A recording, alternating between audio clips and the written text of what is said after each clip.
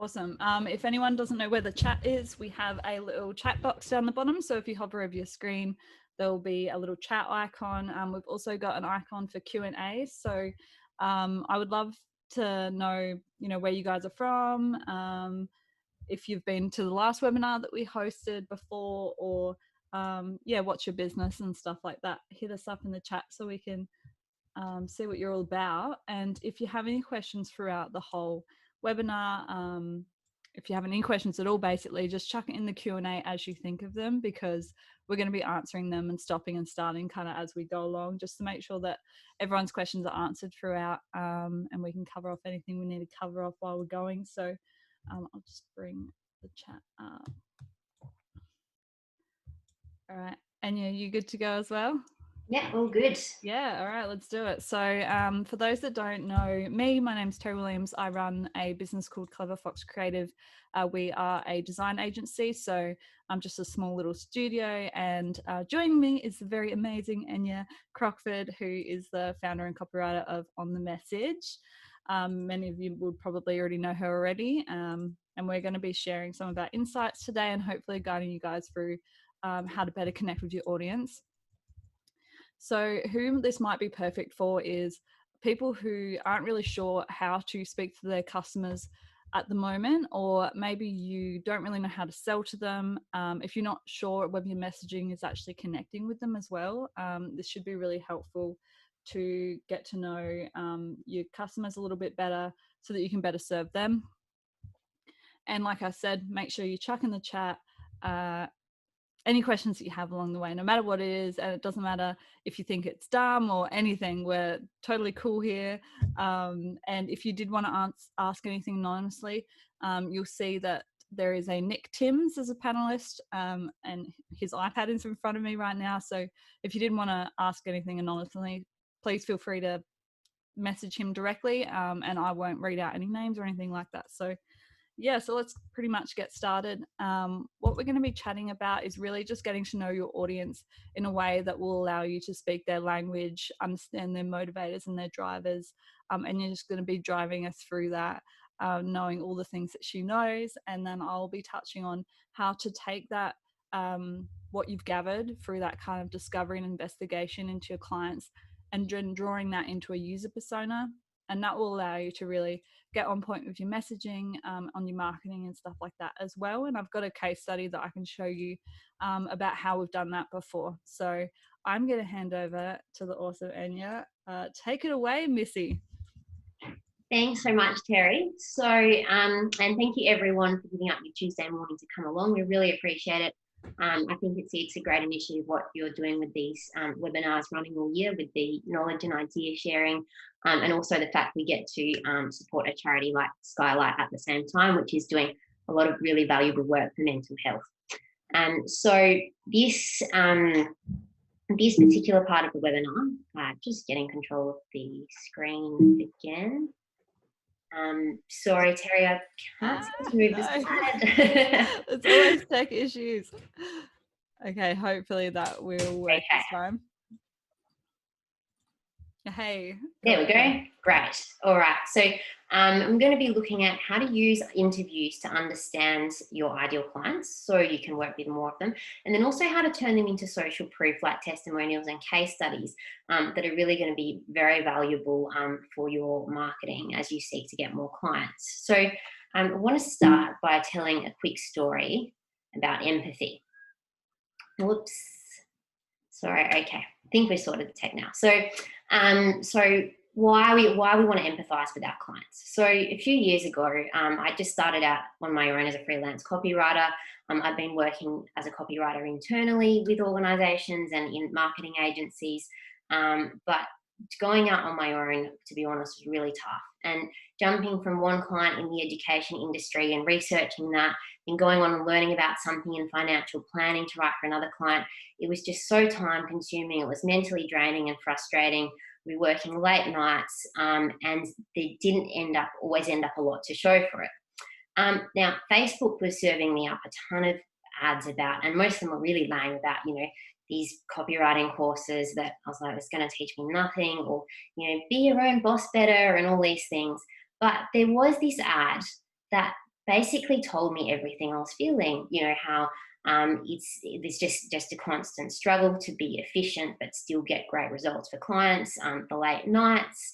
Um, and so I actually clicked on this ad, and the landing page said exactly the same thing.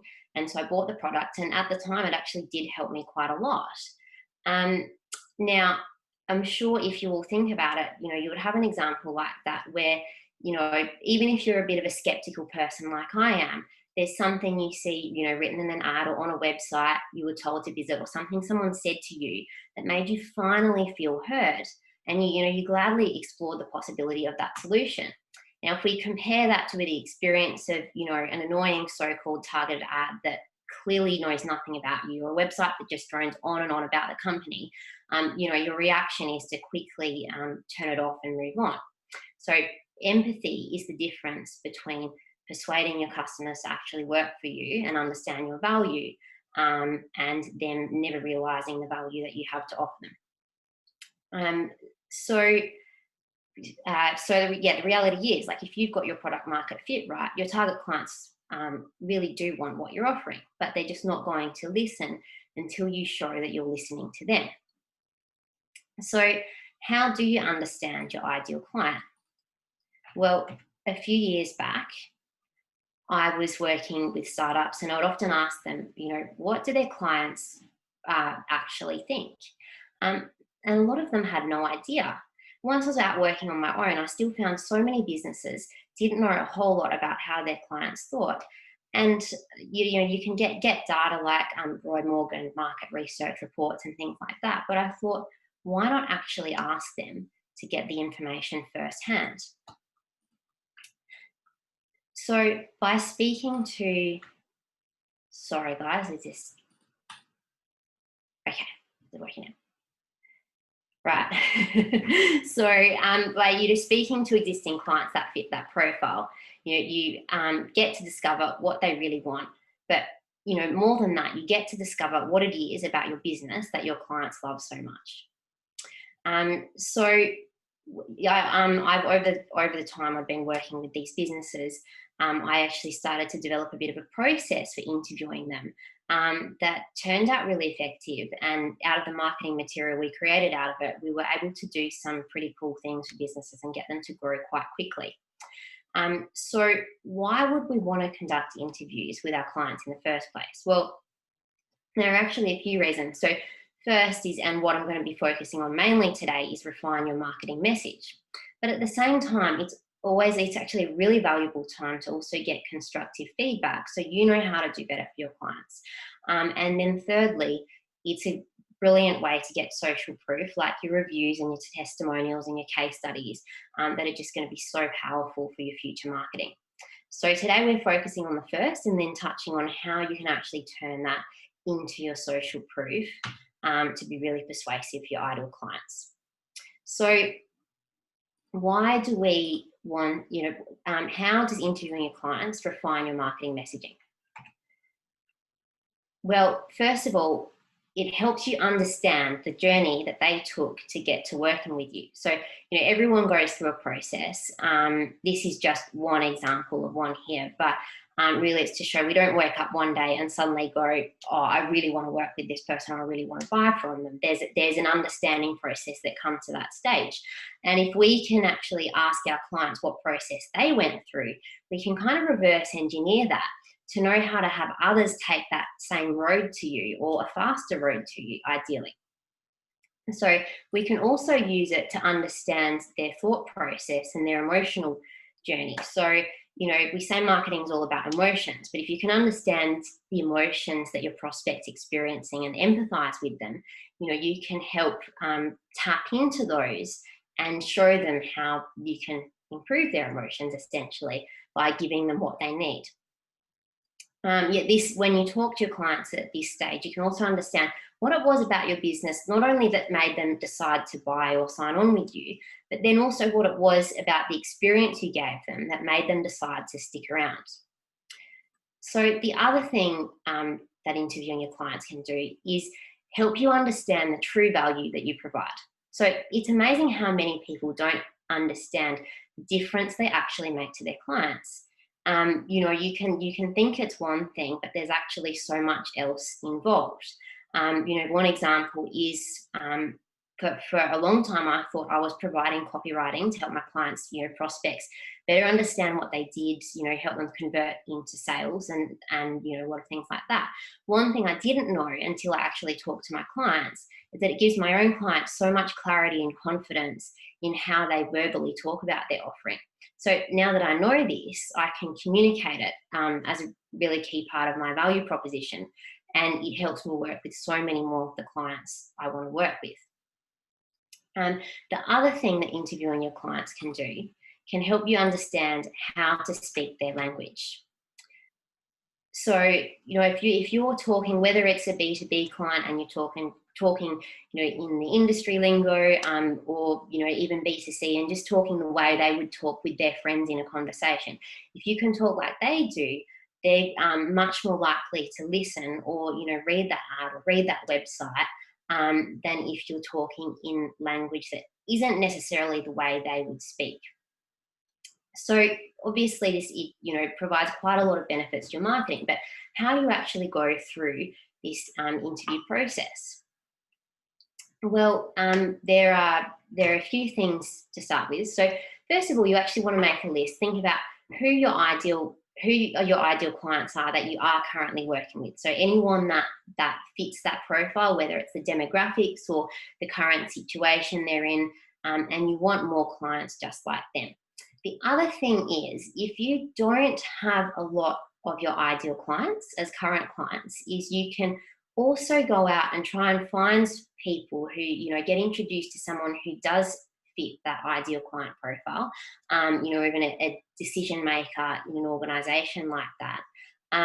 Talk to them about what they really want, what their motivations are, and talk to your clients who are closest to that, so you can kind of get a hybrid of what you're currently doing that works for that and what those types of people really want. And the second thing, really important, is to get permission. So because quite often, you know, you might actually have someone else interview them for you.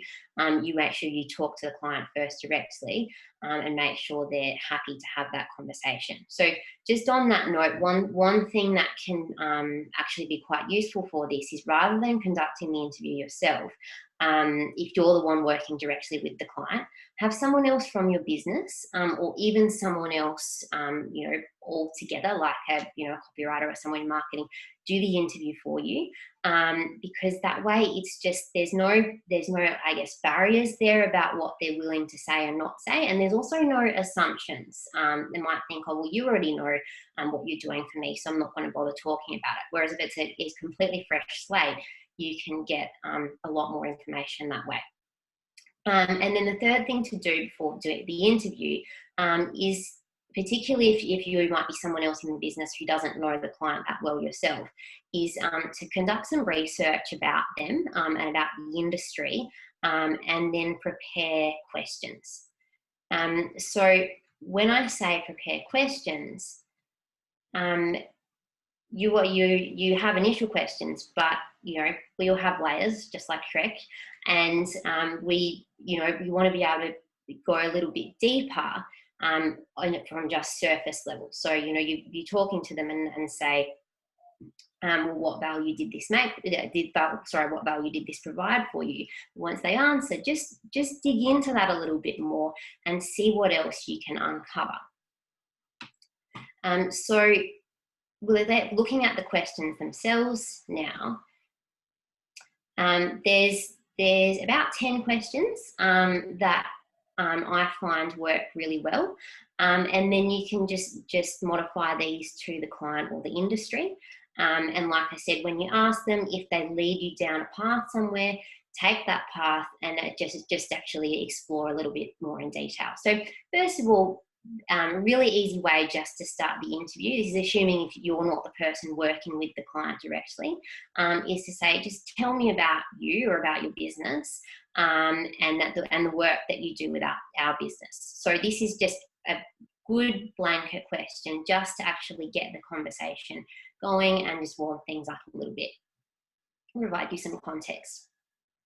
Then from there, this is where you want to explore that process. So you want to go, what made you decide to start, working with us or with that business? Because you can find out the process that led to that point and what actually influenced their decision. And by learning all these things, you then know, in your marketing and in your sales process and in that customer journey, how to make sure you're tapping into the right people and influencing their decision in the right way.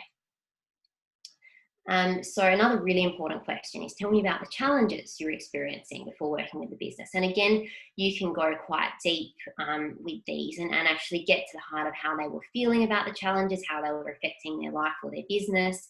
But you get to hear that what they typically face in their own words. And even if you know your client, this can actually reveal a lot of useful things that you didn't know about them before.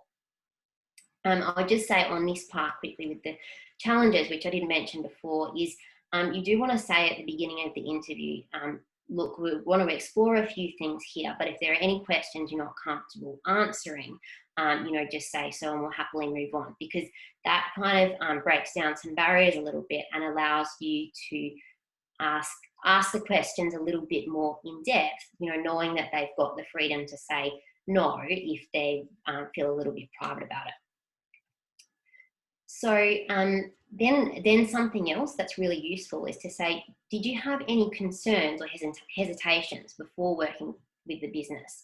And this then allows you to discover any hurdles or objections or worries that people have to overcome before working with you. Like it could be something about the industry, like for instance, say coaches have a notorious reputation.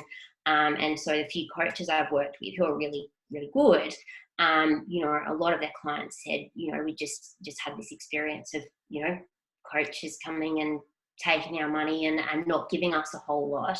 And also that they hadn't experienced our business or our industry themselves. And so then we know in our communication that that's something really important, so that new clients go, okay, they do have the experience, all right, I feel relieved now. So then when you're looking at the value that you're providing to your client, or this business is providing to your client, always good to start with a bit of a blanket question. What did you find most valuable about the solution or whatever it was? Because you just want to know, okay, what's the first thing that comes to mind? There might be a lot of things, but it will immediately be probably the thing that has had the biggest impact, or the thing they're thinking about most. That's just going to come to mind. And then from there, you can go a little bit deeper. So you can go, you can ask about specific parts of the service they provided, to know how they helped in other ways and look at different benefits there as well. And it could be things specific to the industry. Like, for instance, we know that in the trades or the building industry, like communication can be a massive thing. So, and it can make all the difference with your experience. You can ask, what was the communication like? Did you feel looked after? And get them, to open up about different parts of their experience too. When you're looking at the value, the other thing is to look at that, the kind of broader reaching impacts of that. So, how has it influenced either different areas of their business or different areas of their life, and what to ask in that will become apparent as you have that conversation. Because, from there you can actually get some quite powerful, stories about how it's impacted in ways you had no idea how.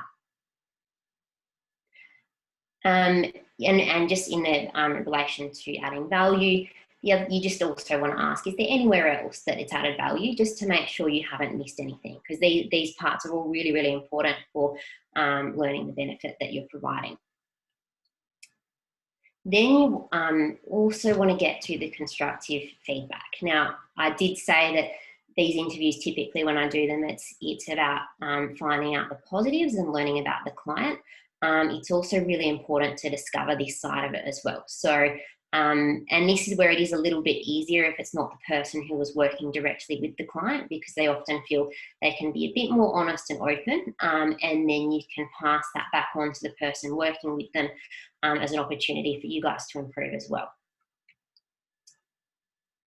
And then it's also good to say to, if whoever they are, say, what would you say to others who are in that situation that they were in before working with you? Because this really just reveals the language that is going to work for other people who are just like them. And you can then use that language in your marketing materials with them. So that's kind of a bit of an overview of how you can have that interview and have that conversation to reveal those insights. Now, we know that we can use this in our marketing materials. So Terry later is going to look at your user personas and how to distill them down into that. It also helps know kind of the right wording and language to then put on the page when you're writing your copy, because they've given it to you, directly out of their mouths, basically. And the third thing is that it's also really valuable for social proof. But do we have any questions in between? Yeah, so if anyone does have any questions, now's the time to ask, but we do have one question so far, but if you have a question, drop it into the Q&A section. So the question that someone's asked is, do you find that there's any big challenges in getting someone to actually participate in the interview and being open enough to do so? That's a really good question.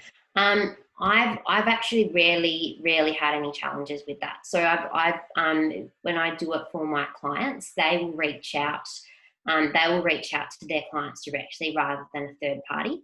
And quite often, one way to do that is if we want to, say, conduct 5 or 6 interviews, reach out to 7 or 8 people, because sometimes I think the biggest challenge is with them being busy and not wanting to make time for the conversation. But if you're quite open about why you're doing it, they're usually very happy to help, particularly if they're a happy client. And then as far as them being open, that's why you just say at the beginning of the conversation, look, we just really want to, discover more about what it's like working with this business, and any questions you don't feel comfortable answering, we're happy to leave them, and then from there they're usually quite happy to talk.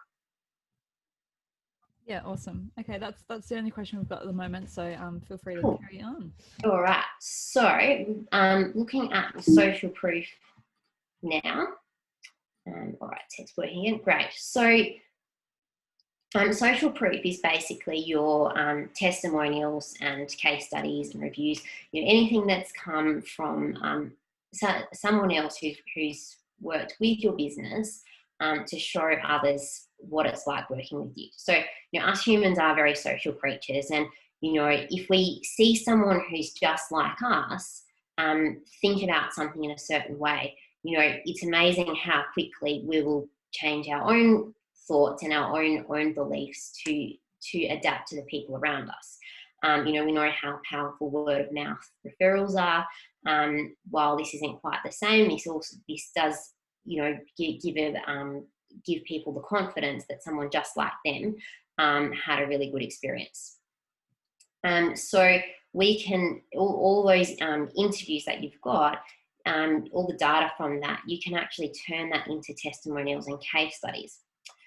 So just looking at the difference between them. So a testimonial it's usually a little bit shorter.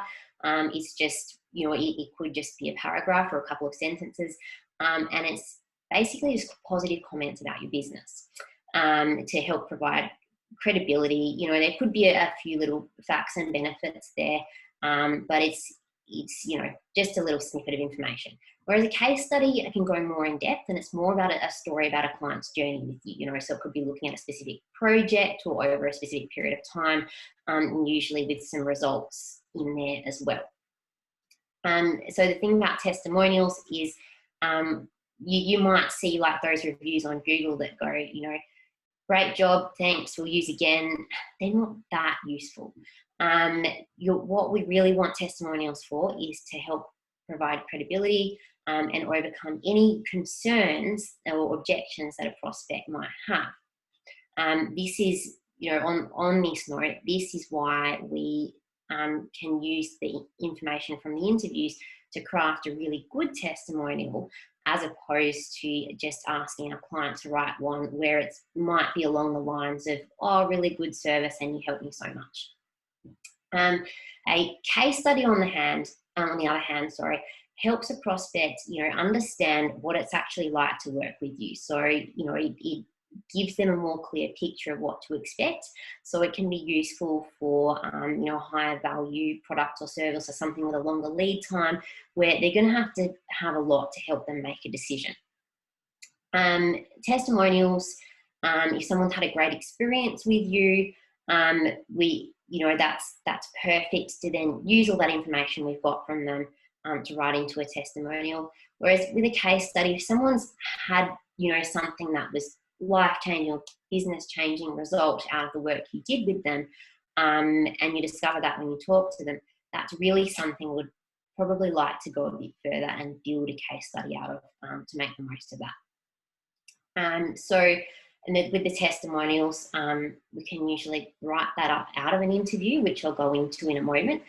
Whereas if you decide to do a case study, ideally you want the interview to be a little bit more fit for purpose. So you go into the interview going, this is for a case study, not we'll just make a case study out of this afterwards. So looking at testimonials now, so here's a quick example here, but it's, as I said, well, often if the customer provides one, it doesn't exactly convey the information you need it to. Whereas if you can talk to the customer using that process I just outlined earlier and get the information out of them, you can actually write something that's going to help new prospects with their decision. So as I said before, it'll overcome any concerns for them, but we want to specifically explain what the prospect needed. So what the client needed, so the prospect can see how they're similar, and the value that it added to them. So this one is, for example, here, for a plumber working with a property manager. And so it's just showing that the things that property managers need as far as maintaining their strong reputation, and that it's, and also pointing to the results a little bit too. So we've quadrupled our client base, and we've only been able to do it with the backing and support of people like Adam. So you really use it to demonstrate the value. And here's another example. So this one, again, it's a facilities manager for the same client. And so they talk about the needs that they have. It's important we have an efficient and thorough service for our clients and tenants, and then how they actually help them meet that need. Now, when you do your testimonials, what you want to do is, when you have that initial interview with the client, is just say to them, hey, I would love to write this into a testimonial. Are you happy for me to do this? And I'll send it to you to approve before we use it.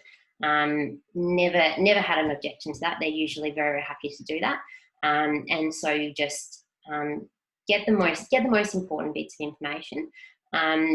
Write it into the testimonial, and make sure you always email it to the client before you use it anyway. So going into your case studies now. So as I said before, you've got to be a little bit more fit for purpose with the interview. So an interview to get insights in a testimonial could be 15, 20 minutes on the phone or Zoom. Case study, typically you allow at least 45 minutes for a case study interview, depending on the size of the case study you're doing.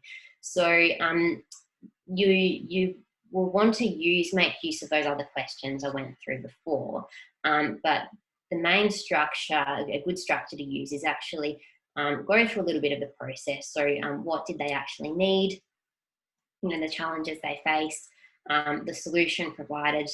But then you want to look at the result, but then go one step further than the result and look at the benefits to the client. So this is a pretty basic case study format, but if you follow this and then add in those other questions underneath each of these, it just makes sure that everything gets covered. So then that's easy to write up. So as far as looking at a case study in action, quite often you'll see case studies, they're written in third person.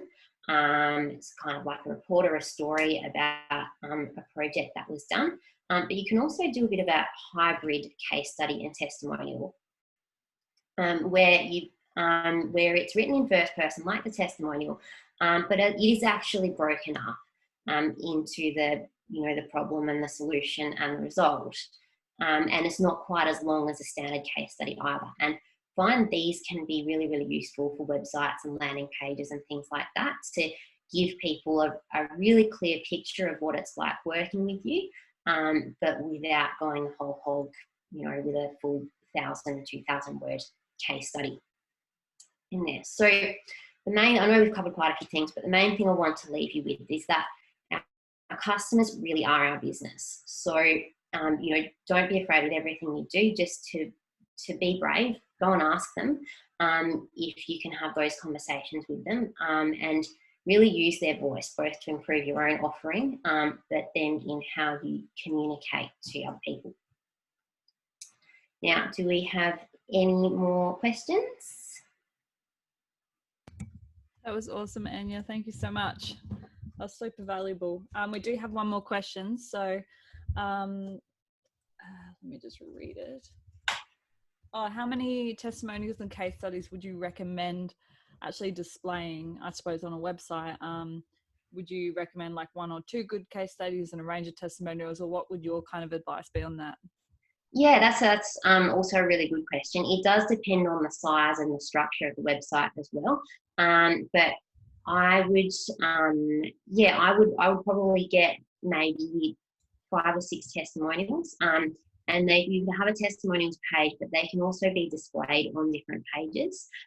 So for instance, just going back to the plumber example, you have a different testimonials that relate to the different services and that cover, domestic work and commercial work, so that you've got one on each page. And then as far as case studies go, I think if you're looking at something like one of those hybrid case studies, or something that isn't crazy long, then a couple of case studies for a website's perfect.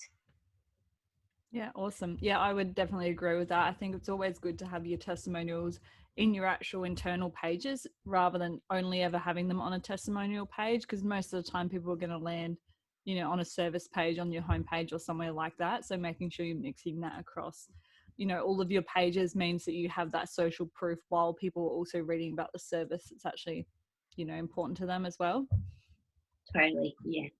And it's not that it's a bad thing to necessarily have a testimonials page as well. Like, it could even go across both. I don't know what you think on that, Terry, but just because that way, if people want to jump straight to the social proof and straight to what people are saying about them, they can see that as well. Yeah, definitely. Awesome. All right. That was super valuable. Thank you so much for instilling all of that information into our noggins. I feel like I learned heaps from that as well. So, but it would be a really good jumping off point for what I'm about to talk about. So we'll get straight into that. We don't have any other questions, but if anyone does have any questions or something gets sparked up, still put it in the Q&A and we will address that at the end anyway, whether it's for me or for Anya. So otherwise, yeah, I'll get cracking on. So jumping off from what Anya was just talking about, I really wanted to talk about how you can take everything that you've just learned through that process that she's gone through in order to build out a user persona, which you can then use for an absolute number of things. Marketing is one of them, but we use user personas whenever we're designing any website in the studio. So we always make sure that we really understand who our users are for the client. Otherwise, what you'll see happen is oftentimes people will design for the client rather than for the person who works with the client, if that makes sense. And when I say client, I mean the business owner rather than the clients of the business owner, because that's a little bit confusing. But and I think it's really important that the design and the information and the imagery that you're conveying really aligns with what you've identified through that whole process. So I wanted to break down what a user persona is. This is a part of our process and it can become a little bit sometimes a little bit confusing for people if they haven't gone through the process of really trying to understand who their customers are first, and thinking about who already are their customers that are their favorites, for example. So an example that I'm going to give you guys is one from a construction-based company that we worked with. We did a website design for them, and they had a really good grasp of who their user base already was. We'll normally build out like 2 or 3 user personas when we're doing this, because oftentimes you'll have more than one kind of core customer group, I guess, depending on what kind of business you are.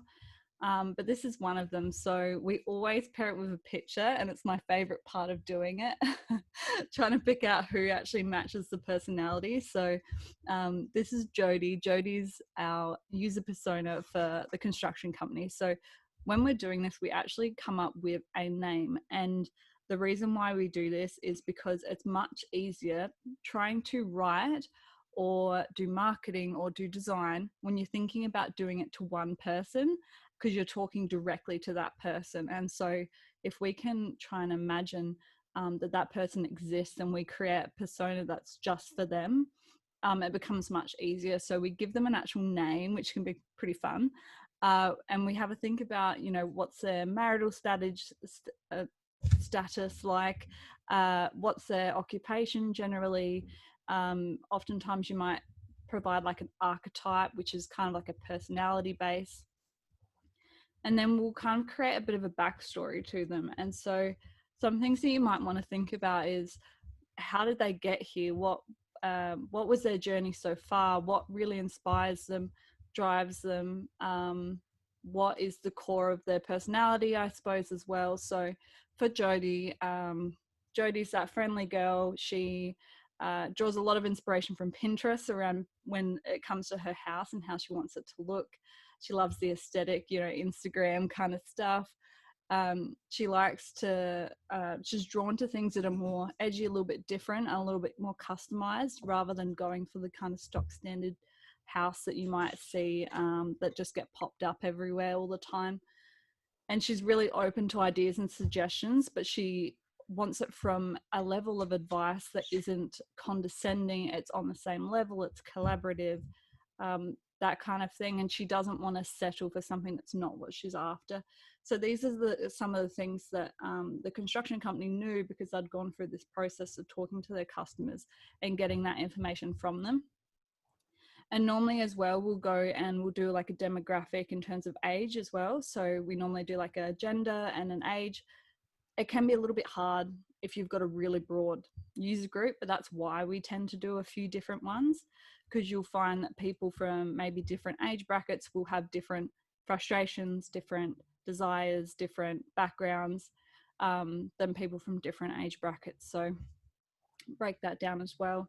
And we even come up with a little quote of something that they might say, which is, for her, it's all about, she's feeling really excited because she feels like she's a part of the journey with the building company that she's going through. So from here, we can go into some of the frustrations. And this is going back to what Anya was talking about with understanding the experiences that they've had previously with, and you were talking about business coaches and things like that. Most of the time people have either had a bad experience previously, or they have a preconceived notion about the bad parts of an industry, regardless of whether they've gone through it or not. If you think of the car salesman or the real estate agent, whether you've sold a house through a real estate agent or you've bought a car from a car salesman, you still have that preconceived notion in the back of your head that they're going to be, slimy or whatever. No offense to real estate agents or anything. And so getting to the core of that, you can kind of pull out some of the frustrations that they really feel, so that you can make sure that you're covering off of those objections when you're designing or, writing or doing marketing. So for Jody, some of the more emotive parts, which are the parts that are really important, are things like not wanting to deal with really complicated jargon that she doesn't understand. And she just really wants to feel heard and understood. She, wants a really innovative space and things like that. And so we know what to kind of avoid when it comes to the way that we design and write, just by basing it around the frustrations that she's either dealt with previously or she really doesn't like dealing with and knows that she doesn't. And then on the flip side of that, we can go into values. And these are all the warm fuzzy stuff and the things that we all love. So, and a lot of this is always emotive as well. So yes, in terms of the building side of things, she wants that attention to detail, the high quality finishes, because she has been on Pinterest, like sussing out all the Pinterest stuff and all the Instagram stuff. And she knows that she wants that top level. She wants it to be completely to her needs, to her desires. But then on an emotional level, she loves building meaningful relationships. So having that close relationship with the builder is really important to her. And that's important for us as designers to note, you as the business owner to note whenever you're writing to her as an audience. And also just things like wanting to feel supported, really appreciating the collaborative experience and things like that.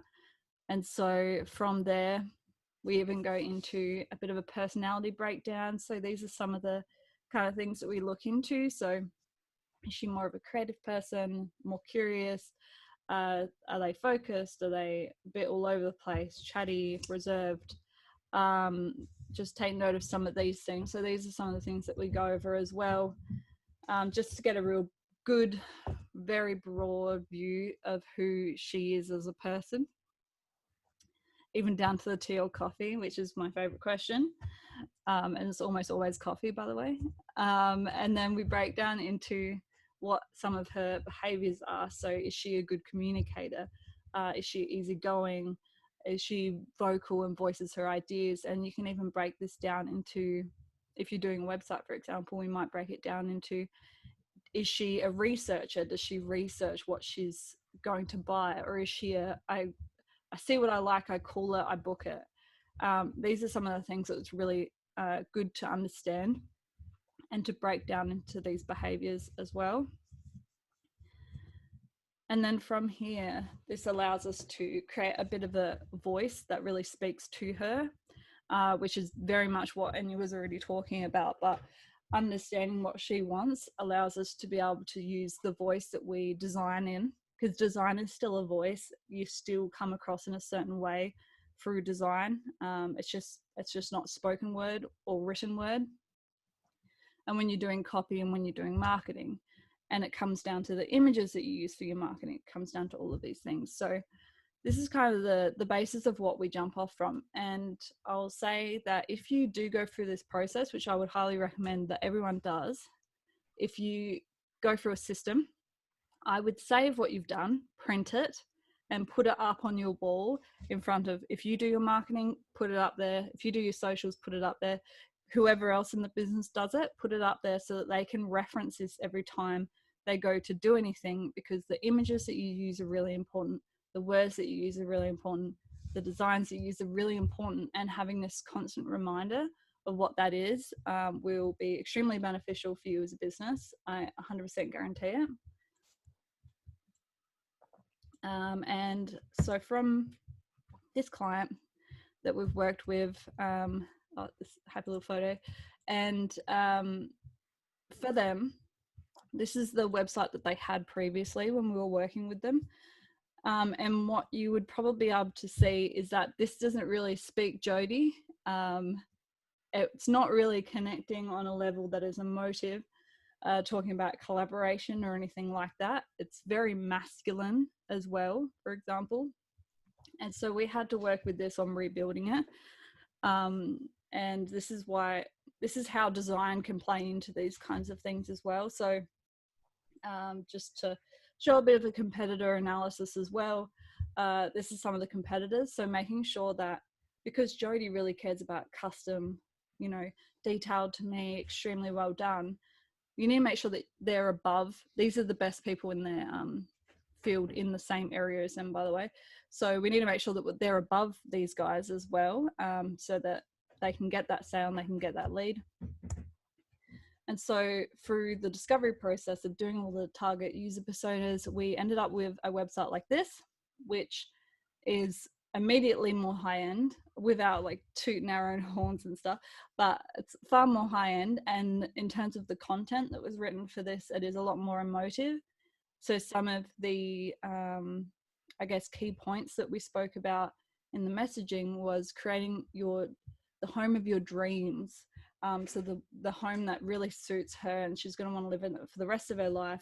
And it's all about collaboration and working together and things like that. So that's just an example of something that we've done that follows that user persona, because it's really not just, it could be used for so many things. I'm telling you, so helpful. So good stuff to know. And if anyone would like to do a user persona similar to what we've just done, you can actually sign up for free on Olibrief.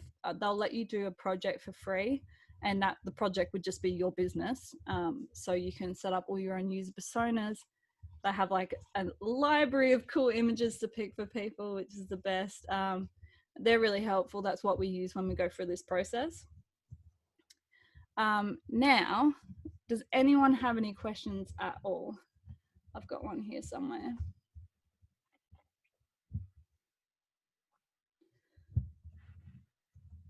Have you seen an increase in high quality outcomes since you started using the user personas? 150,000%. It's extremely helpful, honestly, because we're designing specifically to the users. I find that, and I also find this when it comes to getting content from people as well, is that you're so close to it. And oftentimes what that will mean is that your content is really just written for the business owner rather than the clients. And oftentimes when we don't go through this process of really understanding the users, that comes out in the design as well.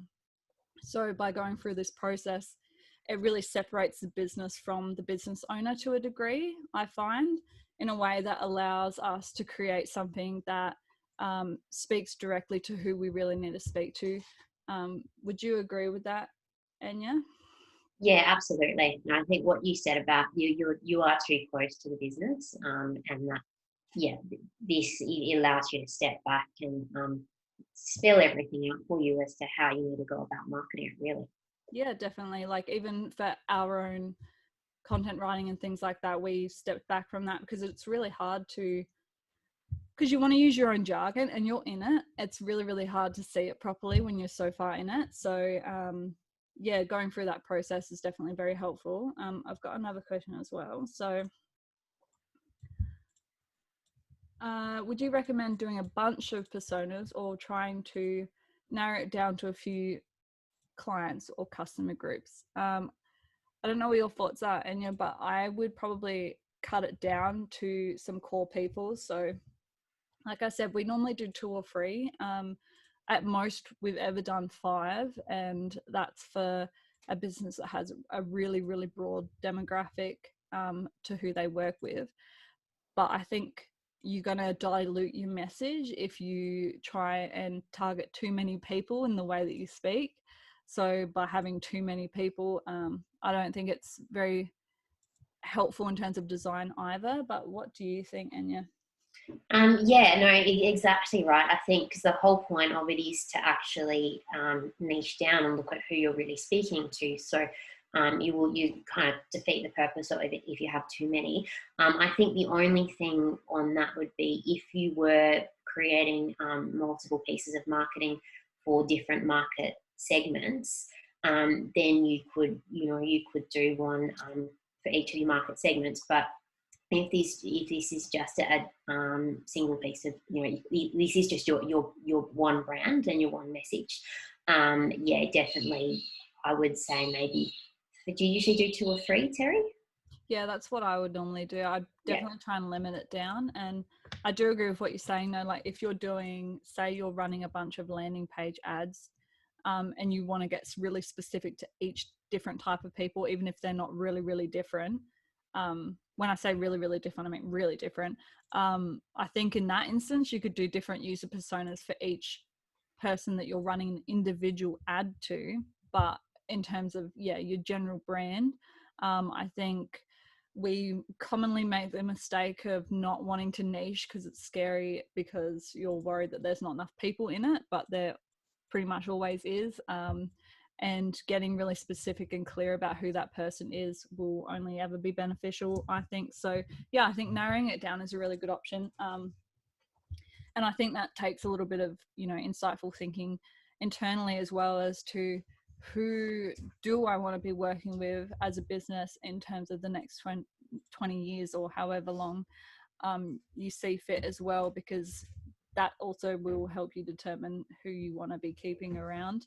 And if there's any clients that you're currently working with that maybe aren't the ideal target audience, and I wouldn't consider doing a user persona for them, I would only do it for the people that you really, really want to be working with, basically, because you want to attract them, obviously. So yeah, so that's pretty much my part of it. But I wanted to kind of end on a note about, and you said this before as well, but I think people are so scared to ask their customers for what they actually need and want. After the last webinar, I had someone message me directly and make a recommendation about doing a webinar around basically like passive income and creating passive income, which would be really interesting, and I'm hoping to be able to do one like that. But part of that question was, I don't know what to sell as my passive income option or product or whatever, because I'm not sure what people want. But that person already has a massive client base. So it's as simple as asking most of the time. And people at the core of their humanity want to be heard and want to be understood. And so you're giving that person the opportunity to connect with you, and that's good for the person that you're asking as well, in my opinion. So I was just going to add on that. They actually, like, most of the time found they actually really like being asked, because if it is to develop a new product, well, if it's something that will help them, why wouldn't they want to give their input? Quite often they actually feel honoured to be asked too. It's like, that they actually respect my ideas enough. And if you've made them really happy as a client, they often just relish that opportunity to be able to, sing from the rooftops about how amazing you are. So yeah, they're usually very, very happy to help. Yeah, definitely. Yeah, I completely agree with that as well. The thing is, like, when you're a business owner and you've worked with someone, you've provided that person value, and if they can then in return provide you value, that's only going to make them feel good as well. So it's just a reciprocal give back, and we should be able to have conversations with people about how we're going in business and things like that anyway. So openness always, pretty much. Now, does anyone have any last minute questions before we kind of roll off of this thing? We've got a couple of minutes. I'll just recap on some things, but if you do have any questions, just chuck it into the chat. But yeah, I just wanted to send a huge thank you to Enya for coming on when she's got all this other stuff to do as well at the moment. So I super appreciate that you've taken the time. And I also just want to thank everyone for contributing to Skylight, which is the charity. So as a bit of background, all of the webinars that we're doing over the next 12 months, this is our second one. Any contributions that happen, it is free, but you can choose to contribute if you want to. It does go directly to Skylight, which is a mental health non-for-profit based locally here in Adelaide, and it helps families and people who are going through mental illness to get support and extra services and things like that. So thank you to everyone who chose to contribute to that. I super duper appreciate it. And I do hope that this has been really helpful for people. I will be sending out an email follow-up just with some resources and stuff like that, some little goodies. But if anyone does have any questions at all, in that email, I'll have all of Enya's contact details, and I'm sure Enya would be super happy to answer anyone's questions outside of the webinar as well. And of course, me as well. Absolutely. Enya, did you have anything you wanted to add? Just thank you so much, everyone, for coming on your Tuesday morning. I know you're all busy, and thank you, Terry, for hosting me. Great fun. Awesome. Okay. All right. Thank you guys so much. Hope everyone's days is fantastic, and hopefully I'll see you next time on the next webinar. And thank you again, Anya. Thank you. All right, see you, everybody.